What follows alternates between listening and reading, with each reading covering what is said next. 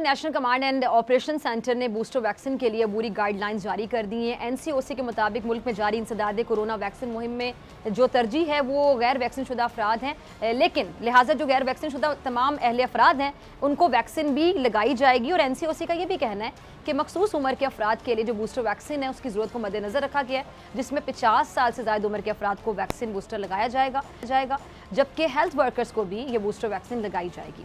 अच्छा, दूसरी जानिब हुकूमत सिंध ने कोरोना की जो ओमिक्रॉन किस्म है उसके खिलाफ इकदाम करते हुए गुज़श्ता एक हफ्ते में जनूबी अफ्रीका से आने वाले तमाम मुसाफिरों के टेस्ट करने का फैसला किया है। इस सिलसिले में महकमा सेहत ने FIA से जो मुसाफिरों की तफसीलात हैं, डिटेल्स हैं, वो देने की भी दरख्वास्त कर दी है। आलमी दुनिया की अगर मैं बात करूँ तो सऊदी अरब और मुत्तहिदा अरब अमारात के बाद अमरीका में भी कोरोना के नए वेरिएंट ओमिक्रॉन के पहले केस की तस्दीक हो गई है। वाइट हाउस के मुताबिक अमरीका में ओमिक्रॉन वायरस से मुतासरा शख्स जनूबी अफ्रीका से 22 नवंबर को वापस आया था और मुतासरा शख्स वैक्सीन का कोर्स मुकम्मल कर चुका था।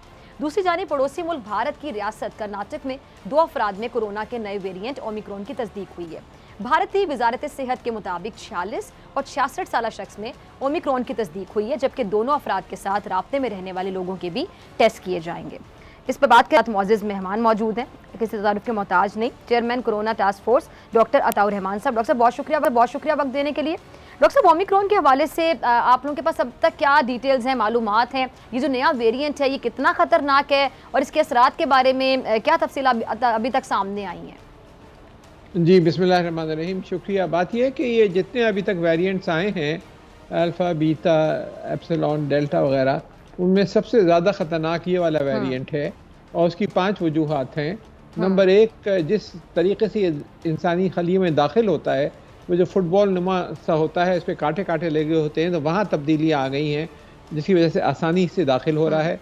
नंबर 2, ये जो जिस्म का आपका दिफाई निज़ाम है उसको धोखा दे रहा है आपकी एंटीबॉडीज़ को और फिर उनसे बच जाता है, वो अटैक करके इसको ख़त्म नहीं कर पाती।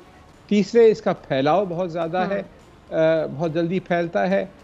चौथा ये है इसके अंदर के इसके अंदर खुसूसियात ऐसी हैं कि जो आपकी वैक्सीन जो है वो भी शायद इतना असर नहीं करे जितना कि नॉर्मल वैक्सीन नॉर्मल वेरिएंट्स पे करती हैं, क्योंकि इसके अंदर उन जगहों पे तब्दीलियाँ आ गई हैं जिन जगहों पे वैक्सीन जिसकी बुनियाद पे बनाई गई है। और पांचवे, जो अमवात की शरह है उसके बारे में कबल अज़ वक्त है कहना कि अमवात की शरह से होती हैं, क्योंकि अभी सिर्फ 9 नवंबर को तो ये डिस्कवर हुआ था, अभी तो 1 महीना भी नहीं हुआ इसको।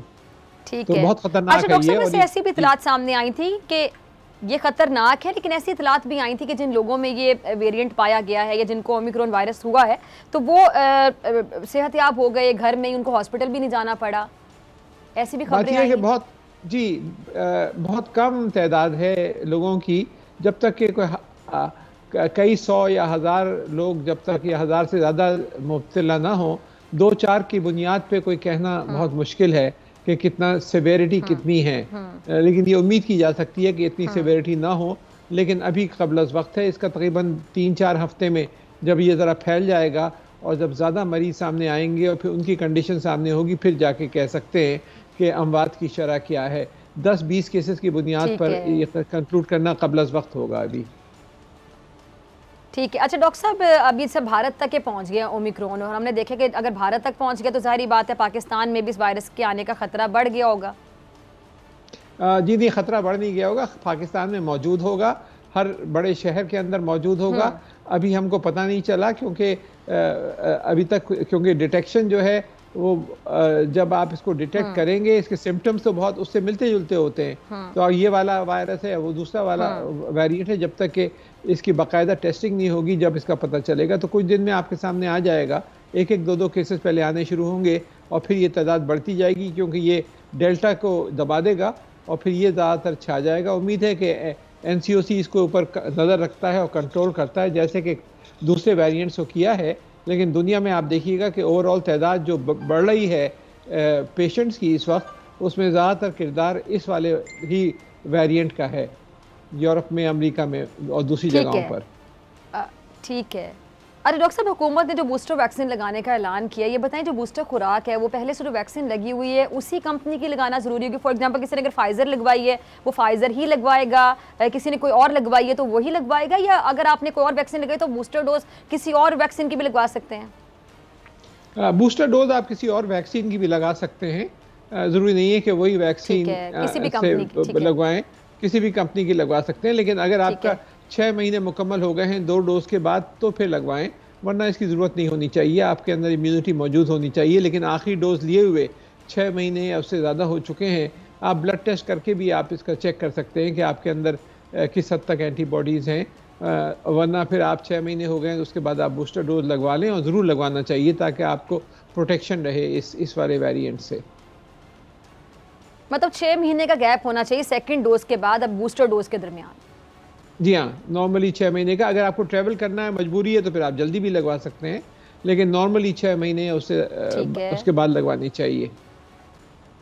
अच्छा डॉक्टर साहब, कुछ कंपनीज हैं जो कि ऐसा दावा कर रही हैं कि वो देख रहे हैं कि शायद ये ओमिक्रॉन है जो दूसरा वेरिएंट भी है, तो उनकी वैक्सीन उनके लिए भी इफेक्टिव साबित हो सकती है। जैसा कि मैं कहीं पढ़ी थी फाइजर के हवाले से, ऐसी में बात पढ़ रही थी कि शायद फाइजर जो है जिन्होंने लगवाई है वो इफेक्टिव साबित हो सकती है इस वेरिएंट के लिए भी। तो अब तक जितनी भी वैक्सीन आ चुकी हैं, तो हम ये कह सकते हैं कि वो इस वेरिएंट के लिए भी इफेक्टिव या सही साबित हो सकती हैं, या फिर नई वैक्सीन ही ज़रूरी है?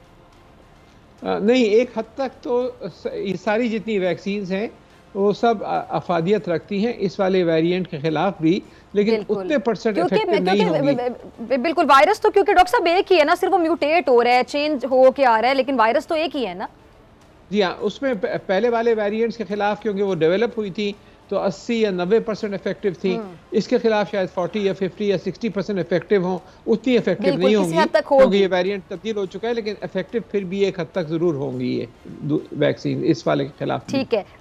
अच्छा डॉक्टर साहब, मैं आपकी मौजूदगी का फायदा उठाते हुए एक सवाल भी पूछना चाहूंगी कि अब तक जितनी भी वैक्सीन आ चुकी हैं, बहुत से लोगों को वैक्सीन लगी, और एक टाइम तो ऐसा आया था कि कहा जा रहा था कि अपनी पसंद की वैक्सीन है जिस पे ज़्यादा एतमाद है, जिसकी एफिकेसी ज़्यादा है, उसको ना तलाश करें, जो वैक्सीन अवेलेबल है बस लगवा लें।